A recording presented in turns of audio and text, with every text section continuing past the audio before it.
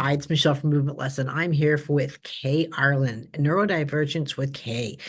We had a great podcast about a week ago, but this time I wanted to ask her so many questions because she brings so much to the table, and I felt like I did all the talking last time. So, Kay, how are you?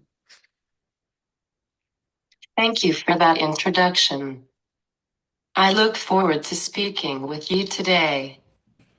I love having these real, rich conversations. Me too. It's wonderful. And you very rarely get to just sit down and get to know somebody. I think we talk about things or topics, but I really like getting to know you. So thank you. The experiences we discuss on this show are for educational purposes only. Please do not substitute for professional medical advice, diagnosis, or treatment. Before we begin, I respectfully request that if you witness any pauses during this show, please continue watching. I'm composing a spontaneous comment or question. Someone's processing their thoughts, in addition to repeating something that was unintelligible or misunderstood. It is natural discourse, and we can choose not to say anything while this is occurring. Absolutely. Um, I think it's really important for each one of us to know I am Michelle with Movement Lesson. My son couldn't walk or talk. I did not plan on starting a business or coming up with this, but when they said he would never walk or talk, I just finally just said I'm taking matters into my own hands. And through that, and through years of working with children around the world and adults, um, movement lesson has become, I think, a positive change or introduction to parents so they can get very active in their child's lives and know to understand their movements. And Kay, now you are just starting out doing your own thing with podcasts and stuff. So what's that about? I am the founder host of Kindly Neurodivergent with Kay. I am the office manager at Silver Speech, in addition to a co-host of the Inside Scoop of Living with Cerebral Palsy. I am a co-author of Living with Cerebral Palsy, led by Kyle Scott. I am a member of the State Student Disability Council as a student of State Community College. I am the communication assistant and a dedicated member of many committees for my Therapeutic Horseback Riding program. As you see, I am a happy, motivated, and active, vibrant female with cerebral palsy and epilepsy who defied the odds. Michelle was episode 12 Alternative Therapy, the discovery of movement lesson from a parent and practitioner on November 12, 2024. If you wanted to know specifically, she discussed how she helps families thrive and see the possibilities through the power of touch. Yeah, yes, children and adults don't understand that there are certain movements that they just can't experience with their own structure. Structure might be muscle, it might be cognitive, it might be skeletal, it doesn't matter. There's certain movements that they can't perform, and it's not about patterning, it's about learning how to initiate a movement and then stimulating the movement and then enhancing the movement, right? But if you can't initiate a certain movement, then things become difficult. But that being said, I really would like to discuss your version and intake of coming into the world through cerebral palsy, which is great. It's a part of you, and how that empowers you and what you do with it. Cerebral palsy affects all my motor skills, so I need physical help doing everything. I am a power wheelchair user. However, I can take some independent steps and small transfers like from my bed to my wheelchair or my wheelchair to the couch.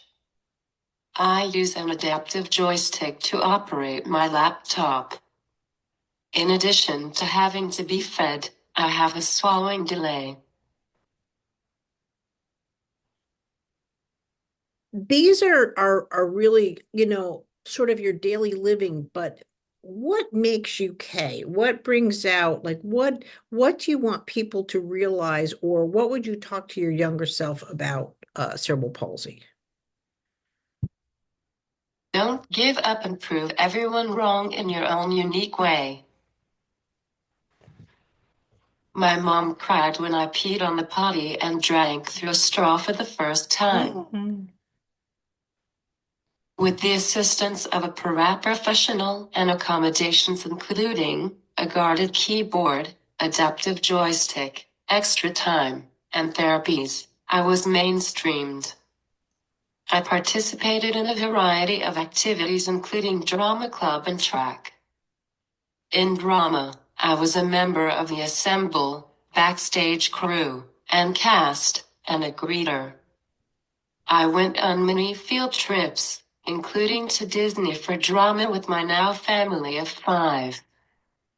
I was a track star too, running the 100 meters in my walker. Without the dry eye in the auditorium, I physically walked across the stage with the assistance of my paraprofessional at graduation. I received plenty of awards and recognition for Student of the Month, National Honors Society, and the superlative, most school-spirited. My picture even made the local newspaper several times. That's wonderful.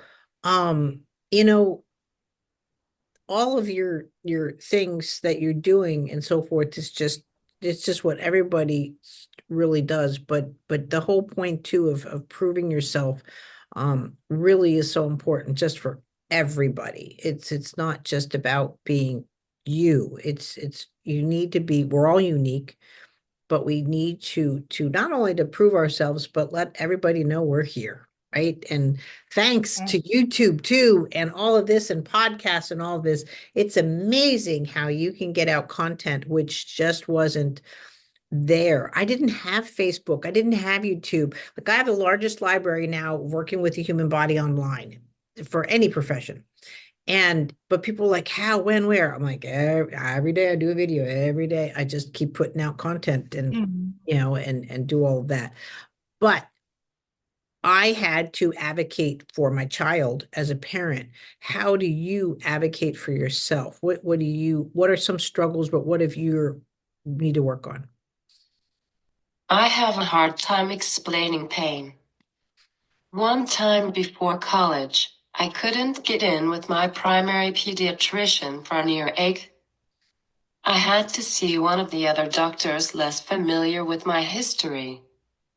He was rude, said my ears looked fine, and she can't explain herself. He prescribed me an antibiotic, then finally looked at my chart and saw that I had TMJ. He recommended that I go see my dentist, and yes, it ended up being a TMJ flare. Yeah, I mean that'll do it. I used to be a history for strep throats when I was a kid, and I can taste and smell infection. I think that's why I caught my son so early. And they would always say, "Oh, it's not strep, we don't know." And by the time I got the antibiotics, I was on the floor. So it's not good when you can't represent yourself. And I think a lot of this go through it in general, but I think people have to take that extra time for an appointment with our kids or for you when normally they're not used to that. They just come in, say hi, and go. Yeah. I consider myself left-handed for signing, driving my wheelchair, holding a pen, etc., because it's my stronger, less affected hand. However, I prefer to hold my cup or use a computer joystick on my right side. I noticed that. I was about to correct it. You're saying you're left and you're using your right hand to work on your computer. But yeah, and we all do that. But again, when you're trying to sign or you need time to communicate, but yet you're driving, people have to realize like, okay, hand busy, can't do both. Just wait a second. Just like us talking. Wait a second. Not everyone has the same values you have, even if they have the same abilities or challenges as you. I have blocked people with CP on social media. Oh, I'm good at blocking. I'm good at blocking. You have to. First of all, that's a whole separate, we could have a podcast just on that. That people wake up in the morning to tell you something. One time, someone screenshotted me in all fours with my back end to say I was fat and told me to become a vegetarian. And I'm like, first of all, you know nothing about me. What if I had a condition? And if you don't think I know what's back there, of course I do. But you don't know me or even know that I care. Why am I? And if that was the one comment that made me that I would never even talk to you because I was embarrassed because I'm old, I'm fat, or whatever. We all can go there with an insecurity we might have of ourselves. But life now, the gold of life right now is showing that you have content. You want to share it, put it out there. You've got the platforms. I have content. I put it out there. If you don't want to watch me, I'm okay. But put it out there, publish it. There's so much you can do now in the world you just couldn't do when I was your age. And it's wonderful. So, what are the key things that you would tell parents that they should be ready to expect or about raising a child with CP, but just in probably just in general about raising your children? Keep advocating for your child. The college search began earlier for me than for my neurotypical peers. It was supposed to be an exciting time like all other rites of passage, but we encountered obstacles. My determined, persistent, warrior mother called the disability services of community colleges, attempting to ask questions and advocate for me. Her contacts didn't always understand our situation. One questioned my mother for calling early on my behalf. Another college wanted my mother to pay tuition for herself because she would be taking up a seat in the classroom as my personal assistant. That's wild that she's going to be taking up a chair, so you've got to pay double. Um, you do have to advocate, especially too, or like the sickness and getting it in. Now, as a parent, we've got to go to the pediatrician. That was sort of a dead end. Now we have to go to a dentist, trying to get the solutions for our munchkins. And so, what might be just a trip to, again, one doctor for somebody, for like me, I'm going to five doctors because now the pulmonologist has to talk to the immunologist, has to talk to the ear, nose, and throat doctor, has to talk to that. And so what about with school or getting tasks done that is different or that you need to have done?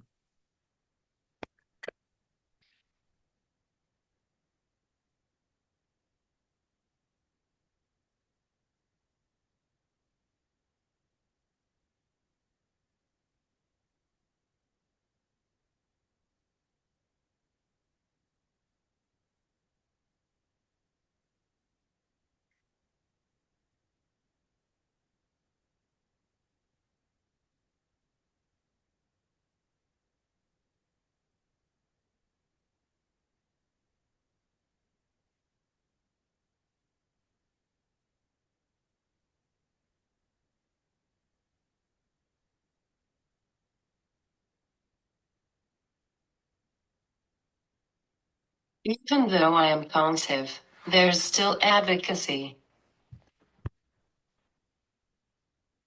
There will always be advocacy. It will be advocacy, again, this is a cerebral palsy thing, but it's also just a human right thing that you are that there's opportunities out there and they're available, opportunities for help, which is a doctor, opportunities for success, which might be a new job, or I love hearing about your riding and things like that and your awards and notoriety, which hopefully we're going to get into here. There's many things, but again, you're going to say it and I'm going to say it. It's finding that way to encourage your child, how to keep them engaged versus going in, because we all can go into the give up stage. Keep encouraging your child. Any task is complex. No matter how small, you break it down into 100 different parts and steps, and figure out each one to give you success. Additionally, remember that we are always exploring and wanting to achieve independence, no matter what we are doing or whatever environment we are in. Right. But you still need help though, right? Yeah, with lots of things. An example of this is I have made so much progress naturally even though I use a wheelchair. I used to need my parents' help to do homework every night, but as the material got more involved, it's easier for me to do it independently rather than explaining it to someone except for math. Yeah, well, I need help with math too.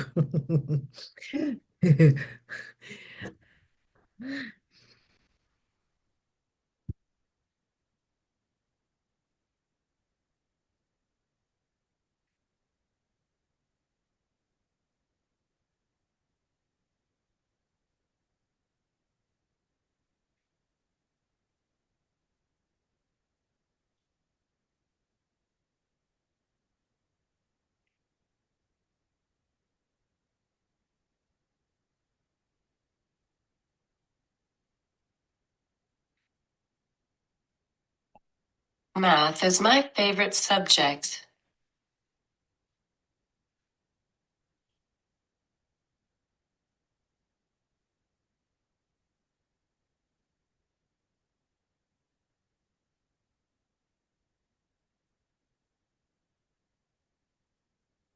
I took pre-calculus. Wow. Hmm.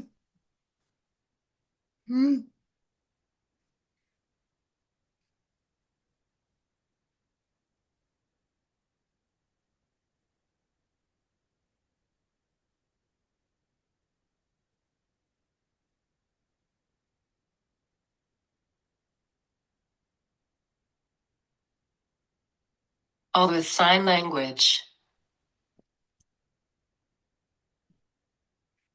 Sign language is wonderful. The only gap which it should be filled more today is a lot of people don't know sign language. So even if you might be fluent in sign language, you can't express yourself as well as you could. Your world is limited, or can be limited, I should say.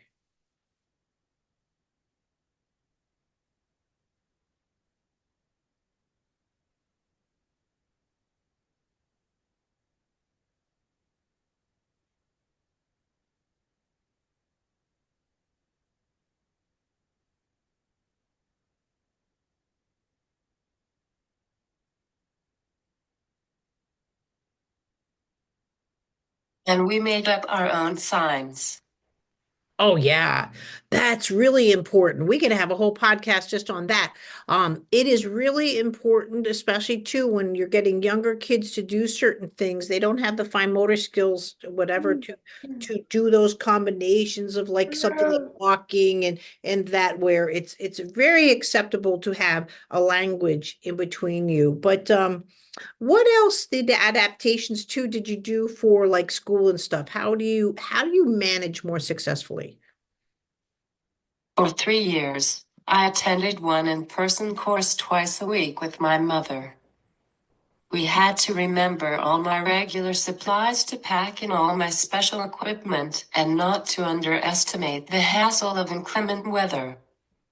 I have been taking a combination of asynchronous and synchronous online classes since. These options allow me to access the curriculum more conveniently, in the comfort of my own home, while my mother does what she needs to, checking on me periodically. That I works. prefer to take no more than 2 courses each semester. It takes me longer to write an assignment as I have to figure out what I want to say and how I want to say it. Did I forget to mention the simple fact that my words per minute are labored due to my fine motor skills? I also fatigue easily and need breaks. With that being said, I am still held to the same standards that higher education demands. Absolutely no extensions are availed. No, that really is something, and a lot of people were surprised. I didn't have my son in college under special services, which is the sales. I don't know if that sales is through the country or just at ASU, but honestly, it didn't provide him much other than sort of letting the teachers know that my son had certain special circumstances.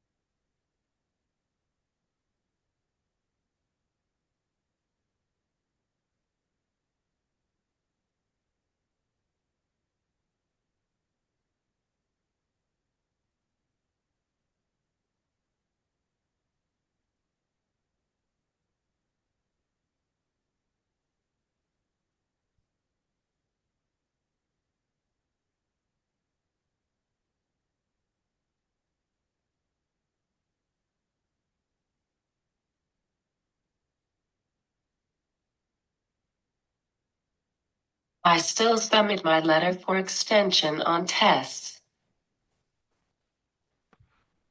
It's got to be easier, and I really appreciate too that again you're showing that the thoughts are there, but you still have to get it through your communication device. Can you explain how you came up with a good solution for you right now? It may take a while to find the right method or option. The speech therapist introduced sign language to jumpstart my expressive communication. It was determined that finger spelling was easier physically for me and more universal to teach others. I later learned how to communicate with the world through an augmentative and alternative communication device. To match me with a reliable voice, I had an AAC evaluation. This assessment helped my team determine methods, devices, techniques, symbols, and/or strategies to represent and/or augment my spoken and/or written language. Initially, I had a communication device called Dynavox. It had pre-programmed grids filled with picture vocabulary, buttons to formulate sentences, and a keyboard with word prediction. While it taught me the value of technology, voice-activated communication, and more diversity in my vocabulary, I experienced a lot of intense feelings towards my big, bulky, and expensive Dynavox. My biggest complaint was that it constantly kept freezing, especially when I had something important to say. Many repairs were necessary for this dinosaur, and let's not underestimate the stress. In high school, it was suggested that I bring in my 9.4-inch iPad and use the communication application called Proloquo to go. I prefer not to utilize the pre-programmed grids that are automatically provided on Proloquo to go. It is too limiting and reminds me of the dinosaur I had. However, I take advantage of pre-programming my thoughts for any presentations, interviews, and/or conversations I participate in. After graduation, I had another AAC evaluation where I switched to the device that I still have now, a 12.9-inch iPad Pro. I'm just going to take a quick second and just explain to parents on this. When you're working with what's called in the field an AuCom device, you have to make sure it is set up originally to help your child. What is this, right? Like I just had a child in from Dallas and he happened to be Hindi. That was his religious base. On his program is Cantor, Rabbi, and Kosher. Now, this child will never use these types of symbols in his life, right? It's not it's just apples and oranges, or even the fact that I said I wanted his machine wiped down to nothing for eating, self-care, and for pain. Once he learns the device, and she goes, well, he knows what an alligator is. And she went to run to get me the toy for him to go alligator because he knew it was an alligator. I said, unless there's an alligator in your living room, I know he's smart enough to know what an alligator is. But for him to be learning a device and be going through, push the button, where's the horse, push the button, unless these are words that are in his life at this moment, I don't want them there. Now, later on, if you want to write a stories about amphibians and you need alligators and fish, then put them on the device. But to just learn the device, it's, and I think they make kids like they're learning an encyclopedia. It's too much. So sorry, I know I'm a little off topic there, so I appreciate you listening to me.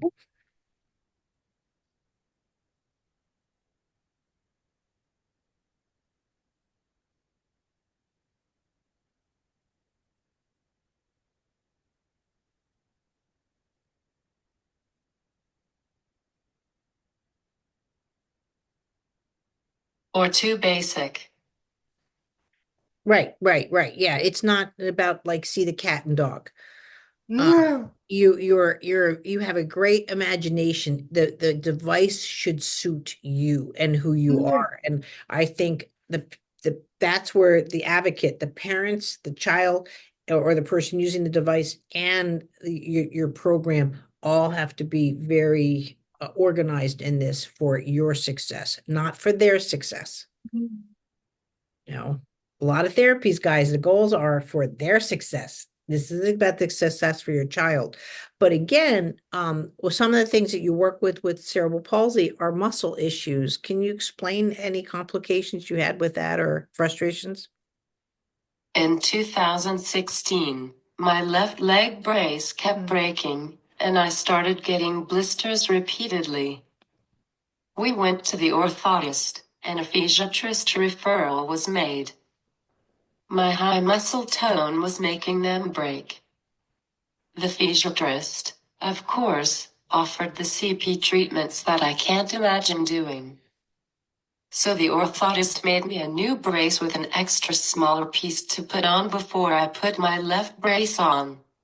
For people who are unfamiliar with the CP treatments, some people have a backbone pump in their stomach that has medication in it or get Botox injections and have to go under every so often for either of these. Additionally, there are orthopedic surgeries that can help with spasticity, tendon lengthening, and other aspects of the body. Yeah, one of the I'm not saying it does it with all because again, this is not medical advice, but I do see a lot of scoliosis happening because the baclofen pump. The baclofen pump is actually like the size of a hockey puck. It's about this big by about this round, and it usually goes into the lower white quadrant under the ribs. So you'll start to see that curvature around the spine because again, if you're in your chair, the tendency of your ribs or your pelvis hitting the pump is just, that has nothing to do with the medication part, but baclofen is used for muscle spasticity and so is Botox. Another interesting thing that I learned in the appointment is that some people opt to be on medication for startle reflex. Yeah, but a lot of people don't realize that you're coming into the doctor's office, you're already on guard, your startle reflex is going to be here that they're evaluating versus you being just at like us hanging out. You know what I mean? Like now you're not going to be in startle reflex territory. I'm not saying it's not going to happen, but they're evaluating you in a very uncomfortable or can be uncomfortable, an uncommon situation. So they're giving you medication for the stress kid at the doctor versus the kid that's just home watching Netflix with mom and dad. Yeah. Yeah. So, and then also too, you have sometimes like circulatory issues and or hormone issues. I was referred to a hematologist for iron deficiency anemia and have done infusions. It has worked but is a temporary fix. I can't take oral iron due to dysphagia, and it can cause constipation. After infusion, blood work is 7-8 weeks out, then another 3 months, and so forth depending on the results. At the second check, I needed another infusion, which worked. My next check will be in January. The last few years, we have been questioning if I am tighter. I wonder if it could be from low iron. Yes, it can be, and I started videos for you on that because we are meant to have certain weights in our body, sugar weights. So that's why diabetes is bad because as sugar goes up, your blood gets heavier, right? Iron is a very heavy element. And so when it goes, it fluctuates, right? You actually just in lying down because your body's used to, let's say, this type of iron. And then if it goes too high, which might happen after the transfusion, your body's trying to move this kind of weight around. And then if it goes too low, then you're going after different. So it will play with different muscle parts. And so I'm experimenting with you in lying down videos to see if we can just get you to be more comfortable again and strengthen your weight transfer and lying down to build you up into a sitting position to see if that helps with the muscles. Oh, You're welcome. Um, and again, this is what I'm trying to offer you. I know you can do things for yourself. How is that, again, help you with your independence and what you're seeking out for yourself?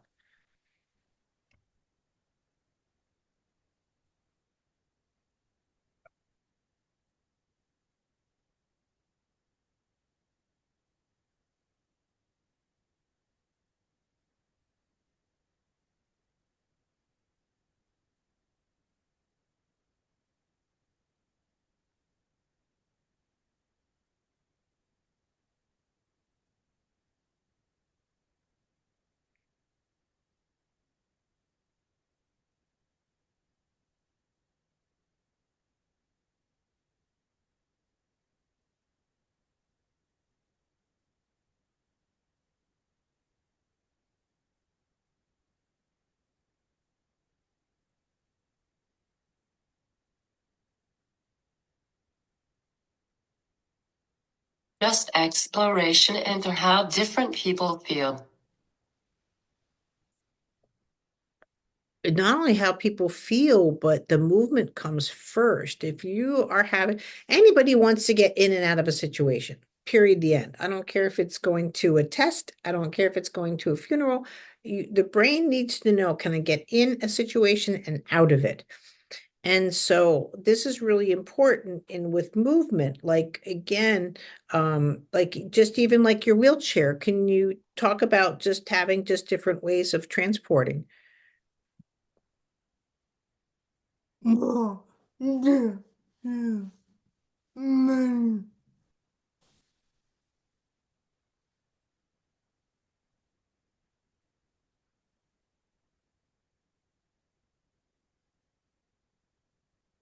Mm. Mm. It wasn't a switch. I remember people saying that I took off with my first power wheelchair. Absolutely, vroom vroom. It's people want Bye. independence. Yeah. See ya. What are some of the things you want to achieve in life? I mean, I know life's just beginning for you, but do you have some big goals ahead of you? In May, I'm going to participate in my second horse show. Cool. At 3 years old, I began therapeutic riding at a local professional association of therapeutic horsemanship certified center. Therapeutic riding is an activity that improves physical strength, facilitates sensory integration, and promotes emotional well-being through the use of the horse's movements combined with simple exercises and games. When I started riding, I needed the help of a leader and two sidewalkers, one of whom was an occupational therapist assisting me with my poor head-neck control and weak core strength. After 13 years, I transitioned to the elite discipline of paradressage. It is when the horse and rider perform a test in a 20-meter by 60-meter arena that is ridden from memory and follows a prescribed pattern of movements. Besides giving me the therapeutic benefits of riding, this challenges me to learn dressage vocabulary and patterns as well as autonomy as I control and equine on my own off-lead. That's so cool. When this amazing program turned 40 years old, we celebrated with a horse show. It was my first opportunity to officially ride the paradressage test in front of a judge. At that event, I was surprised by my sister's dance team. I am always on the sidelines watching them, so instead, I was the sports star of the show. A reporter interviewed us. I even received the Founders Award. That's amazing. And it's nice when family just, it's all about combined forces. Publish an autobiography. Well, that you can do. I've got 8 books published, but I can certainly teach you some tricks. It's so much easier today that you can do it and put it up on Amazon. And by all means, I'll give you some tricks to write faster, or I should say more efficiently. Getting the organization or the outline sometimes is the hardest thing a writer can do. One thing that I struggled with and have to revisit, due to being physically uncomfortable, is the gynecologist.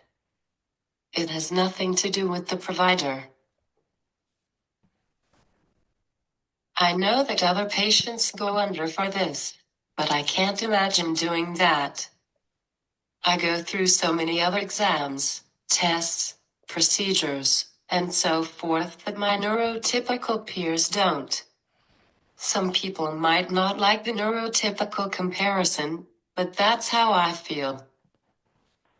Oh, it's important. It is so important, but all of our kids go through it. My son once just said, "I just want to be normal," right? I said, "Okay."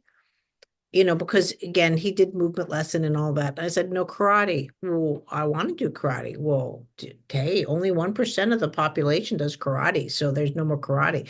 And there goes the gifted program, so that'll be a lot easier. I started going down the list, and there goes Boy Scouts, and then he's like, "Okay, okay, I get it, I get it. Okay, I'm stop. I won't," and also to I agree with you. I tell people, if you think you're having a bad day, I've got some phone numbers for you. It doesn't matter who we are. You have a right to get up and smile and say, "I'm going to do this," no matter what anybody else thinks of what you can and can't do. Or you can take the grump road and say, "Oh, I can't," and this and that. And I get it. We all have our bad days, but it's how we really do that, or just again help set your goals. What helps you? Just different experiences.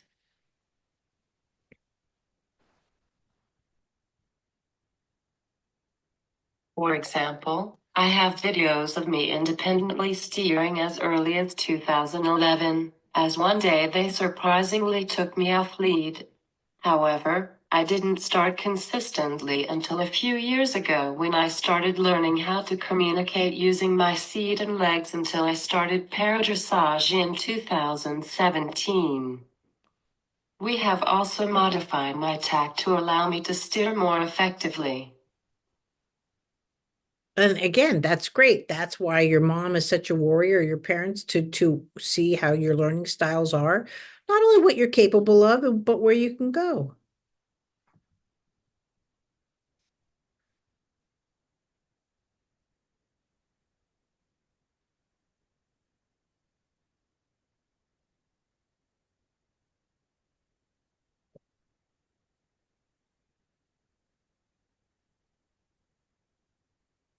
And my whole team. Yeah, your whole team. It is. It really is. And you're allowed a second opinion and a third opinion and your own opinion. And sometimes people aren't ready for all of that, but like you said, you come with the team, whereas most people barely have themselves. And sometimes that can be great, and other times that's a lot of hoops you have to go through. Like, what is one of the downsides of the worst evaluation you ever received? Right? In eighth grade, I had an augmented and alternative communication observation in my language arts classroom. The evaluators recommended a device with only pictures on it, and I opted out of their recommendation. Yeah, can you imagine going into high school with pictures? Although I think they have to use that with like places like McDonald's, so that's where they're getting it from. But you're not there. Um, if you could talk to that person, or for them to, or for someone to just learn from the experience, what would you tell them?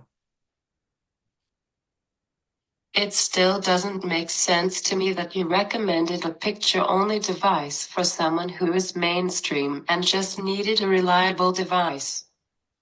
How would you feel if I told you that same recommendation as an almost freshman in high school?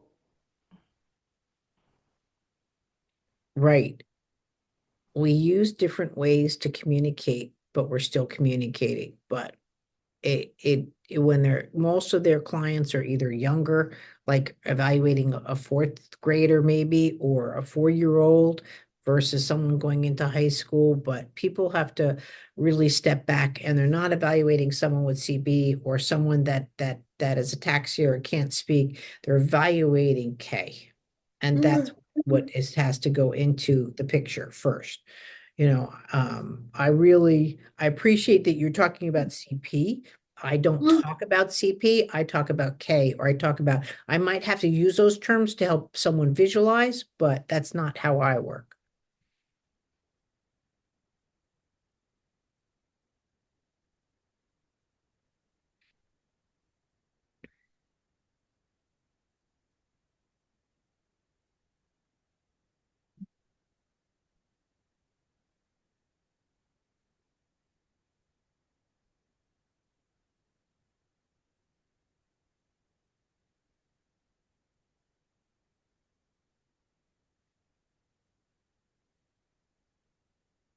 Especially since I was honors.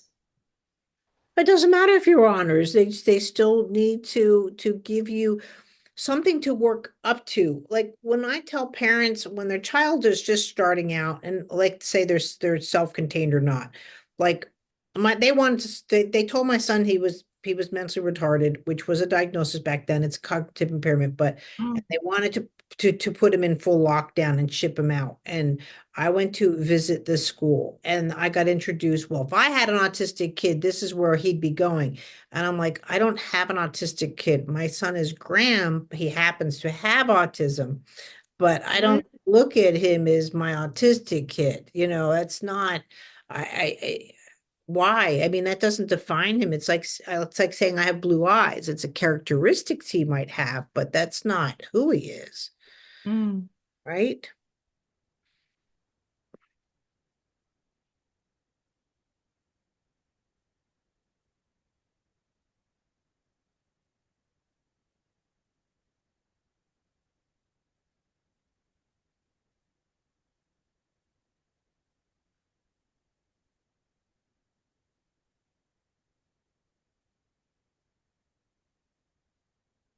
Look at the whole picture. Right. Look at the whole picture. That's for everybody, and that's why you're neurodivergent. It's looking at the whole picture. Speaking of, I'd love to talk to you again and talking about, really being college and entering the workforce Because my son's he's going to about to get his first job. He's going to be graduating college and we've never worked before. But love to continue a conversation with you if you'd like. But I can't thank you enough for being with me. Mm. Mm. Is very important. It is. Thank you, Michelle, for having me on. You're more than welcome. But guys, always remember, every day is important. It doesn't matter who you are. Make the most out of it. That's what you should have gotten from this podcast. It's amazing. Mm. Thank you so much. It's a pleasure being with you. And hopefully I'll see you in a little bit, but enjoy your holidays. And we'll say goodbye. Bye.